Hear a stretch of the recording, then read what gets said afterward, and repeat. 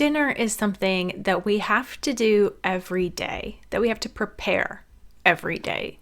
So why not learn to enjoy it? Why dread it and badmouth it when it's something that we can really learn to excel in and enjoy? Let's talk today about how we can enjoy cooking dinner. Hi, I'm Misty Winkler from Simply Convivial, and I know that dinner, cooking, all the kitchen work can really seem overwhelming, and that a lot of times we just feel like we want a break from it. But with an incremental plan, we can tackle this work and not only learn how to do it better and faster and simpler, but even enjoy it more along the way. And that's what we're going to talk about today. We are going to explore how we can not only get dinner on the table, but even enjoy it. Yes, it is possible. Let's dig in. It's easy to slip into feeling like dinner is a drag, like it's an interruption, like it's something we'd just really rather not do. And of course, there are times where it just doesn't happen, or it doesn't work out, or we don't have the time. And so we have plan B meals, we have takeout, there's pizza, whatever. Sometimes that happens. But as a general rule, if we are walking into the kitchen and feeling downcast and downtrodden because we have to fix another meal, it's really not the kitchen work that has to change or a new plan we have to make, unless that plan is about our attitude. We need a plan to fix our attitude, not a plan for fixing dinner. We've got to fix dinner. We have to fix our attitude first, and even while we fix dinner. And when we can repent of our bad attitudes about our responsibility to feed our people, we will find not just that we dread making dinner less, or we resent the obligation on our day or the mess in our kitchen that dinner makes. Instead of looking at all those things as impositions on us, we can take it in stride as a part of our responsibility and duty, and not just do it out of drudgery, but actually enjoy it. And there are 3 reasons and 3 ways that we can grow in our enjoyment of this work. But we have to be prepared to give up the bad attitude, to recognize our thought patterns about dinner and about our work, and be willing to reject telling ourselves a bad, negative story about our work, and be willing to turn that around and look at what is good and beautiful and true and wonderful about our work, because it is there. We need to reject the falsehood and choose to think the truth, and that's the basis for organizing our attitudes, which is always the first step of actually getting organized. Putting our attitude in its proper place, oriented towards truth and joy. It's a responsibility, and we can grow in it. So one of the first ways that we can learn to enjoy making dinner is to mentally and actually, like maybe even on our calendars, block out the time that is required. A lot of times dinner might feel like an imposition, or we resent having to go make it simply because we haven't budgeted the proper amount of time that it does take. And so in thinking that somehow dinner is just going to magically happen, or losing track of time, and then dinner is a surprise, these are all things that drag us down in making dinner, but it's really improper time management and on our own part. It has nothing to do with dinner really, but in the way that we're thinking about time and our responsibilities. So we need to look at our day every single day and weekly during a weekly review. and reserve enough time to put dinner together regularly every single day, to have a plan. Maybe we need to have a leftovers day or a takeout day, but no matter what, we have looked at our day and figured out how much time we have and how much time we do need to give to feeding our people. It does take time. And unless we reserve that time, budget it, think about it, then it's always going to feel like a surprise and an imposition because it catches us off guard. And it really shouldn't, because it's happening every day. Let's plan for the time that it takes. And once we recognize and reserve that time, we can enjoy making dinner more because there's room enough in our day, room enough in our mindset about how we're spending our day and our energy. And so instead of feeling like an interruption, like we are cramped for time, we recognize that we are doing the right thing in the right time.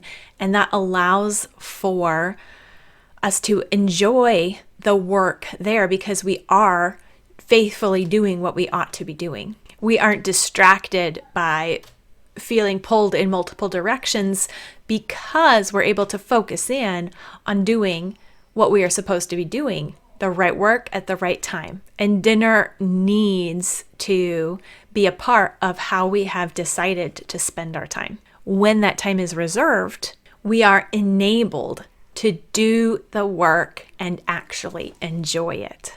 The second thing that we need to do when we want to learn how to enjoy cooking more is to consciously and intentionally improve our skills in cooking dinner.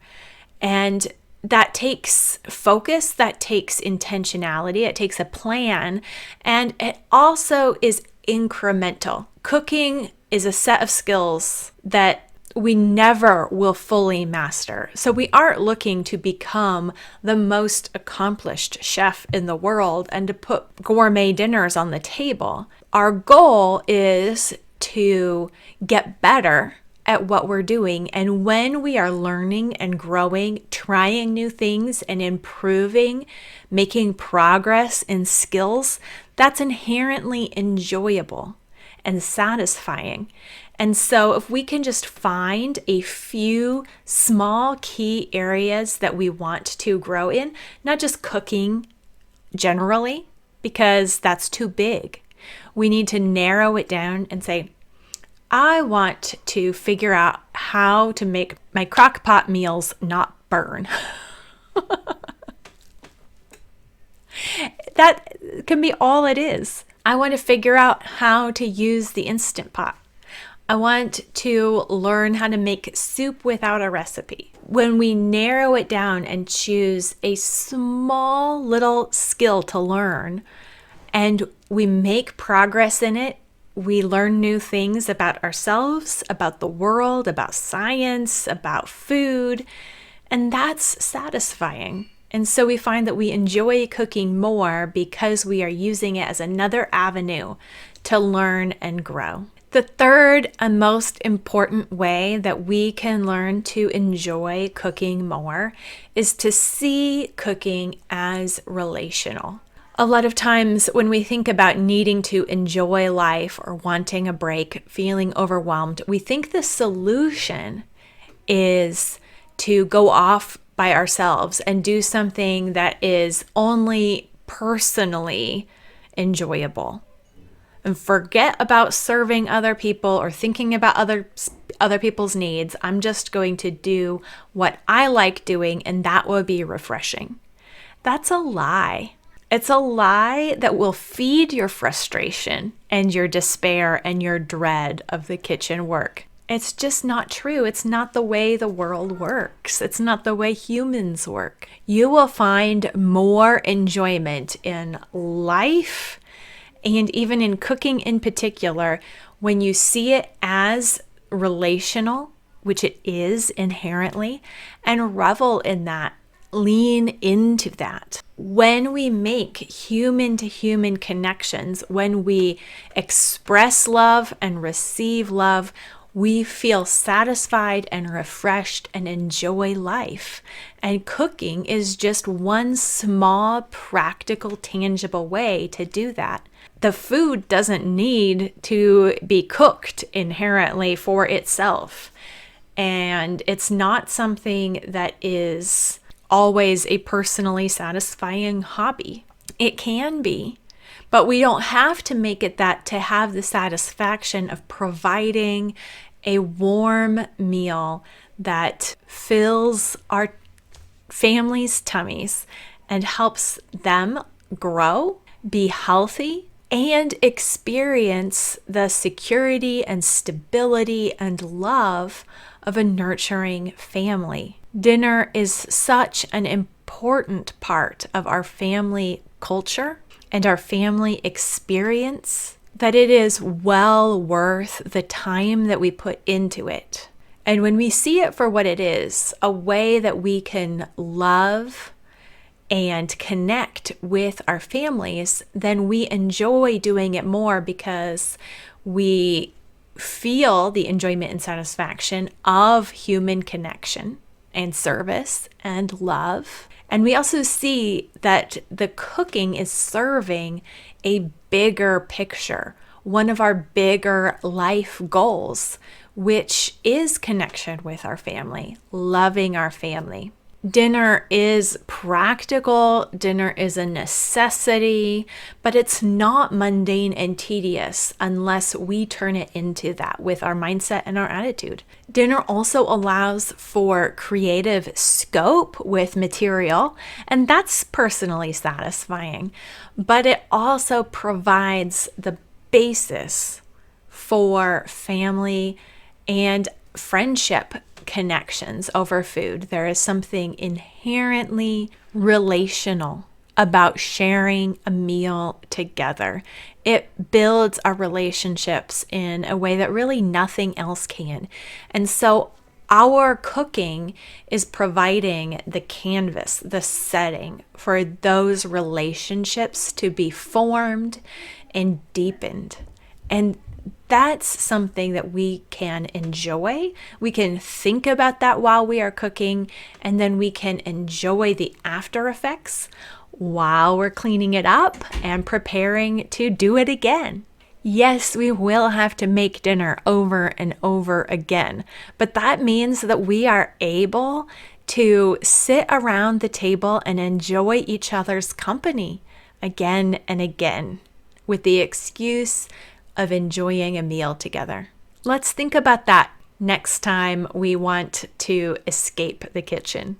Let's make sure that we block out that time, that we grow in our skills and ability, and that we remember that it's really about relationships, connections, the experience of sharing a meal together with our family. These are the ways that we can grow in our enjoyment of cooking. All this month, we are talking about kitchen tips, so make sure and check out the playlist for how to simplify your kitchen. And if you want weekly encouragement and pep talks for all the work that you do as a homemaker, then you want to subscribe. Hit the red subscribe button, hit the bell so you'll be notified when these episodes go live. And explore the channel. We have all kinds of tips and tutorials and workshops here that will help you dig in, enjoy, and improve your work at home. You can experience progress and satisfaction as you work on faithfulness and fruitfulness in the callings that God has placed in your life. Remember, all of life is about sanctification. So we need to organize our attitude, and to do that, we need to repent, rejoice, repeat.